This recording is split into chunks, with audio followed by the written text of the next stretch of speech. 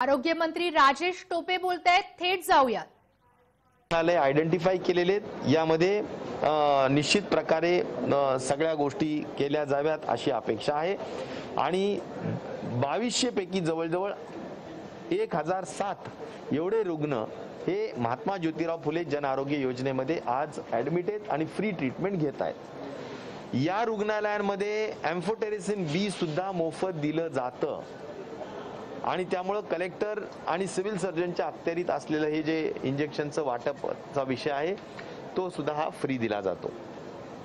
राहिला प्रश्न private hospitals जे आहेत ज्या ठिकाणी लोक म्युकरमायकोसिसचा उपचार घेत आहेत त्या ठिकाणी सुद्धा फ्री व्हावं किंवा त्याला रेट कॅपिंग तरी व्हावी अशी राज्य शासनाची मनापासूनची इच्छा आहे आणि त्या दृष्टिकोनातून हे नॉन कोविड का कोविड हा जो एक महत्त्वाचा संभ्रम आज आहे तर त्या दृष्टिकोनातून कलेक्टर आपल्या आरोग्य विभागाच्या वतीनं कोर्टामध्ये जी काही नॉन कोविडच्या संदर्भातील केस चालू आहे त्यामध्ये आम्ही आवर्जून या सगळ्या गोष्टी सांगत आहोत की कुठल्याही परिस्थितीत प्रायव्हेट हॉस्पिटल्समध्ये आम्हाला जे काही कोविडच्या अनुषंगाने कॅपिंग केलेले रेट्स आहेत ते याला सुद्धा लागू करता यावेत असं सुद्धा आपलं म्हणणं आहे आणि त्या दृष्टिकोनातून कॅपिंगची आमची प्रायव्हेट हॉस्पिटलच्या दृष्टिकोनातून म्हणजे महात्मा ज्योतिराव फुले जन आरोग्याच्या व्यतिरिक्त जे हॉस्पिटल्स ट्रीटमेंट करतायत त्या अनुषंगाने सुद्धा आमचे प्रयत्न आहेत। एम्फोटेरेसिन बी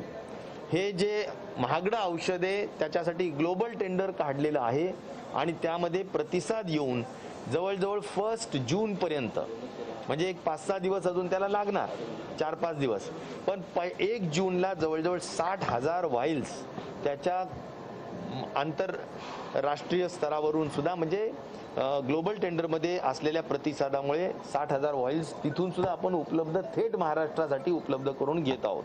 म्हणजे हे तुमच्या गव्हर्नमेंट ऑफ इंडियाच्या कंट्रोलच्या ऑर्डरच्या व्यतिरिक्त ॲडिशनल आपल्याला मिळू शकणार आहे। या व्यतिरिक्त आता म्युकरमायकोसिसच्या संदर्भात आम्ही अतिशय जागरूक आहोत की ते स्प्रेड होऊ नये किंवा त्याच्या संदर्भातले रुग्ण वाढू नयेत म्हणून IEC म्हणजेच आपल्याला त्याच्या जनजागरूकतेविषयीची काळजी आपण सर्वदूर घेण्याच्या सूचना दिलेल्या आहेत। जे काही मास्क आणि वेगवेगळ्या कारणांनी वसूल झालेले जे पैसे असतात त्यातून सुद्धा कलेक्टरांनी त्याचा वापर हे म्युकरमायकोसिसच्या प्रसिद्धीसाठी म्हणजेच प्रतिबंधात्मक उपाययोजनेसाठी त्या ठिकाणी खर्च करावेत अशीही सूचना देण्यात आली। सर आपण लसीसाठीचे टेंडर काढले तर हे झालं म्युकरमायकोसिसचं। मी शॉर्टमध्ये आजच्या कोविडच्या संदर्भात सुद्धा जो पूर्ण आढावा घेतला। आजची स्थिती कोरोनाची 3,27,000 आहे ॲक्टिव्ह रुग्ण। त्यामध्ये अतिशय समाधानाची बाब ही आहे की रिकव्हरी रेट आता 93% गेलेला आहे। पॉझिटिव्हिटी रेट 12% खाली आलेला आहे आणि डेथ रेट हा 1.5% त्या ठिकाणी आहे। आजच्या 18 जिल्ह्यांच्या ज्यामध्ये पॉझिटिव्हिटी रेट स्टेटपेक्षा जास्त आहे ॲव्हरेजपेक्षा त्या जिल्ह्यांच्या मीटिंग्समध्ये 2 महत्त्वाच्या सूचना देण्यात आल्या। एक म्हणजे होम आयसोलेशन 100% बंद करा आणि CCC वाढवा म्हणजे कोविड केअर सेंटर्स वाढवा आणि सगळ्या लोकांना तिथे आयसोलेट झाले पाहिजे। त्यानंतर दुसरी आणि आता बऱ्याचदा गावागावांमध्ये सुद्धा CCC वाढवण्याच्या सूचना केंद्र सरकारने सुद्धा दिलेल्या आहेत आणि म्हणून त्यासाठी वित्त मंत्रालयाच्या माध्यमातून सुद्धा 15वा वित्त आयोगाची जी निधी ग्रामपंचायतमध्ये जिल्हा परिषदमध्ये उपलब्ध आहे त्यातून 25% खर्च हा या कोविडच्या CCC सेंटर्स उभा करण्यासाठी म्हणजे 25 ते 30 बेड्स आयसोलेटेड बेड्स निर्माण करण्यासाठी खर्च करता येतील हा एक महत्त्वाचा सूचना या निमित्ताने सर्व ग्रामपंचायती जिल्हा परिषद पंचायत समितीला देण्यात आलेल्या आहेत। त्याचबरोबर गौण खनिज ज्या जिल्ह्यांमध्ये उपलब्ध असेल त्यातून सुद्धा काही प्रमाणात निधी हा कोविडसाठी खर्च करता यावा हा सुद्धा आजच्या बैठकीमध्ये निर्णय घेण्यात आलेला आहे। या व्यतिरिक्त सगळ्यात महत्त्वाचा विषय असा आहे की टेस्टिंग वाढवली सगळे लोक म्हणत असतात, पण टेस्टिंग ही फोकस पद्धतीनं वाढली पाहिजे. नाही तर पॉझिटिव्हिटी रेट कमी येईल, परंतु जनरलाइज टेस्टिंग करण्यात अर्थ नाही. अशा अत्यंत कडक सूचना सर्व प्रशासनातल्या लोकांना देण्यात आलेल्या आहेत आणि आरोग्य विभागालाही कडक देण्यात आलेल्या आहेत. याचा अर्थ असा आहे की जो पॉझिटिव्ह पेशंट असेल त्याचे हाय रिस्क कॉन्टॅक्ट्स आणि त्याचे लो रिस्क कॉन्टॅक्ट्स यामध्येच टेस्टिंग झाली पाहिजे. जनरल कुठेही जाऊन येणाऱ्या जाणाऱ्या लोकांच्या टेस्टिंग करून आपण पॉझिटिव्हिटी रेट कमी करू नये, अशा पद्धतीच्या फार गंभीर पद्धतीच्या सूचना या निमित्ताने देण्यात आलेल्या आहेत. त्याचबरोबर सगळ्यात महत्त्वाचं, आशा वर्कर्स ज्या आहेत त्या आशा वर्कर्सला सुद्धा आता 2 पद्धतीच्या ट्रेनिंग देऊन त्यांना टेस्टिंगमध्ये इन्व्हॉल्व करायचं ठरवलंय. एक म्हणजे रॅपिड अँटीजन टेस्ट त्याची ट्रेनिंग, आणि दुसरं सेल्फ टेस्टिंग किट्स नावाची जी कोविशिल्डची जी टेस्ट हे आलेली आहे त्याची किट्स आलेली आहेत, त्याच्या सुद्धा टेस्टिंग देऊन सेल्फ टेस्टिंग किट्सच्या अनुषंगाने आशा वर्कर्सला सुद्धा या टेस्टिंगमध्ये इन्व्हॉल्व करायचं निर्णय झालेला आहे. तर या संदर्भात कोरोनाच्या संदर्भातल्या ह्या सगळ्या गोष्टी झाल्यात. या व्यतिरिक्त 2 महत्त्वाच्या सूचना दिल्या की विधानसभेत सुद्धा आपण फायर ऑडिट्स कंपल्सरी करून घेणार असं आपण सांगितलं होतं. त्याचा आढावा घेत असताना ज्या ज्या जिल्ह्यामध्ये फायर ऑडिटच्या संदर्भात झालेलं काम नसेल त्या जिल्ह्यांमध्ये सर्व आरोग्याच्या जेवढ्या संस्था आहेत त्या सगळ्या संस्थांमध्ये फायर ऑडिटचं काम कलेक्टरनी पहिल्या प्राधान्याने घेतलं पाहिजे. कारण यासाठी डीपीडीसीतून निधी खर्च करता यावा यासाठी सुद्धा वित्त मंत्री महोदयांनी उपमुख्यमंत्र्यांनी सूचित केलेलं आहे.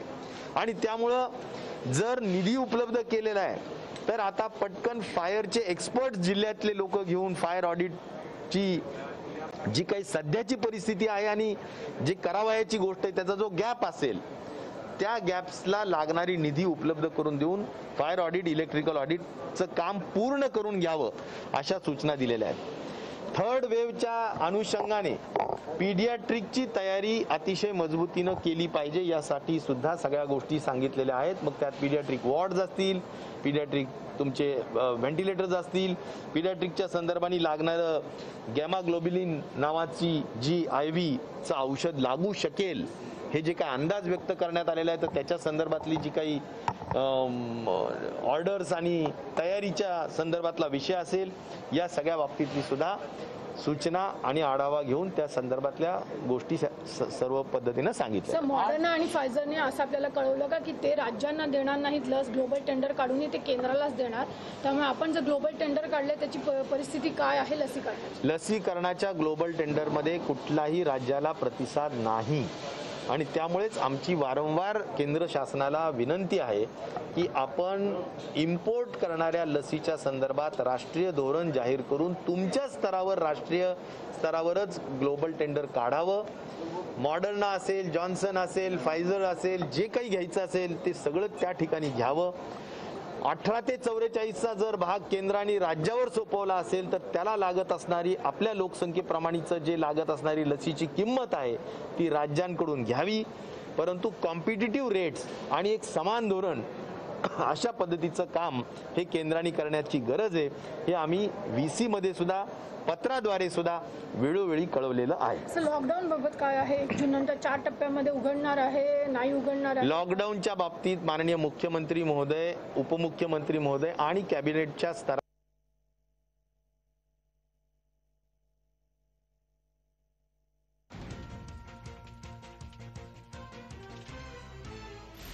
राजेश टोपे यांनी वक्तव्य केले तर म्युकरमायकोसिस संबंधी जनजागृती करणार असल्याचं त्यांनी म्हटलंय. कोविडचा मृत्यूदर हा 1.5% इतका आहे तर बरं होण्याचं प्रमाण हे 91% आलं आहे अशी माहिती राजेश टोपे यांनी दिली आहे. कोरोनाबाबत राज्यात सध्या दिलासादायक स्थिती असल्याचं त्यांनी म्हटलंय. 60,000 इंजेक्शनसाठी निविदा काढणार असल्याची माहिती राजेश टोपे यांनी दिली आहे. राज्यात सध्या म्युकरमायकोसिसचे 2245 रुग्ण आहेत.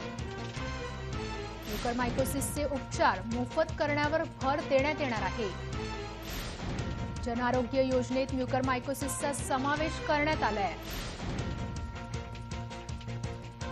खासगी रुग्णालयातील उपचाराच्या खर्चावर चाप लावणार.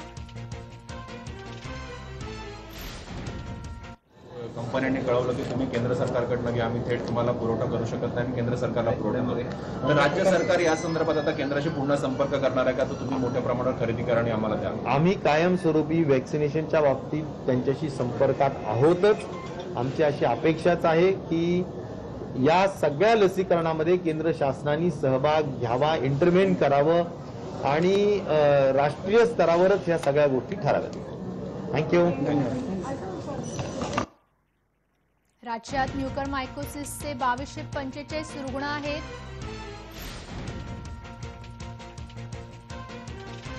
जनआरोग्य योजनेत म्युकरमायकोसिसचा समावेश करण्यात आलाय. आरोग्यमंत्री राजेश टोपे यांनी पत्रकार परिषदेमध्ये माहिती दिली आहे. खासगी रुग्णालयातील उपचाराच्या खर्चावर चाप लावणार असं वक्तव्य त्यांनी केलं आहे.